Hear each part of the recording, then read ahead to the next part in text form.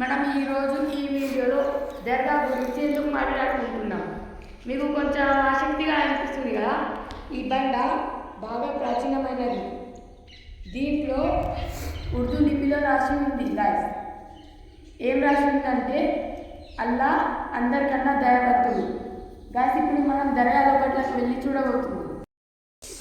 Guys చూడండి, పక్షులు ఎగిరిపోతున్నాయి.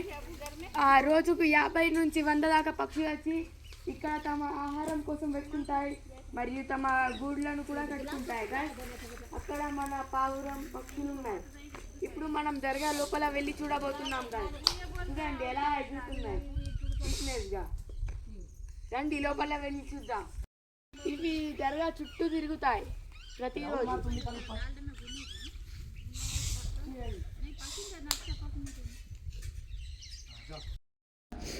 Gas 1961 को चार्ज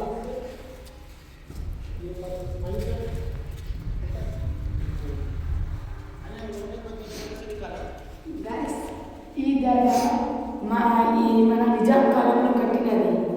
గైస్ ఇప్పుడు మీరు చూడవచ్చు ఇక్కడ మరి మీరు చూడవచ్చు ఇది సెమీ సర్కిల్ లాగా అనిపిస్తుంది. బయటకెళ్ళి కొంచెం ప్లేస్ ఉంది, డబ్బా కనిపిస్తుంది కదా.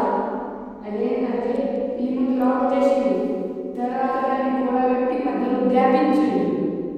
ఇది చాలా అందంగా ఉంది గాయస్, చూడండి. తెలుసా గాయస్, ఈ 1961లో ఈ దర్గా కట్టినది నిజాం కాలంలో గాయస్. ఇది చాలా ప్రాచీనమైనది. మనం ఇప్పుడు దీని చుట్టుపక్కల ఉన్న వస్తువుల్ని చూడబోతున్నాం. మరి చెట్లు, ఈ ప్రకృతిని మనం చూడబోతున్నాం. ఇక్కడ ఎన్నో రకాలైన పక్షులు వస్తాయి. ఎక్కువ అంటే 500 దాకా ఉంటాయి గాయస్. మరియు ఇక్కడ ప్యారోట్స్, పీజియన్స్ బాగా ఉంటాయి. మనం ఇప్పుడు చూడబోతున్నాం. రండి చూడండి, ఇంకొక దర్గా ఉన్నది గాయస్, మీరు చూడవచ్చు. గాయస్ అక్కడ చూస్తే మీకు ఒక నది కనిపిస్తుంది. అది చాలా పెద్దది. ఐ థింక్ 1 కిలోమీటర్ లో ఉంటుంది. గాయస్ ఇక్కడ మీకు బండలు కనిపిస్తున్నాయి కదా, దీంట్లోనే పక్షులు రోజు వచ్చి తమ ఆహారాన్ని చూస్తాయి, లేకపోతే శాంతి కోసం అక్కడ కూర్చుంటాయి. గాయస్ ఈ దర్గా ఇంకా ఎలా కనిపిస్తుంది ఒకసారి చూడండి గాయస్. మరియు ఈ దర్గా ఇంకా కొన్ని హలాలు ఉన్నాయి గాయస్. దీని మీదకి వెళ్ళి నేను ఇప్పుడు నడుస్తున్నాను గాయస్. చూడండి ఎంత అందంగా ఉన్నాయి.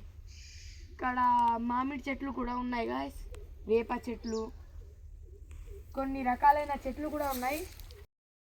మీరు చూడవచ్చు, అన్ని పక్షులు ఎగిరిపోతున్నాయి.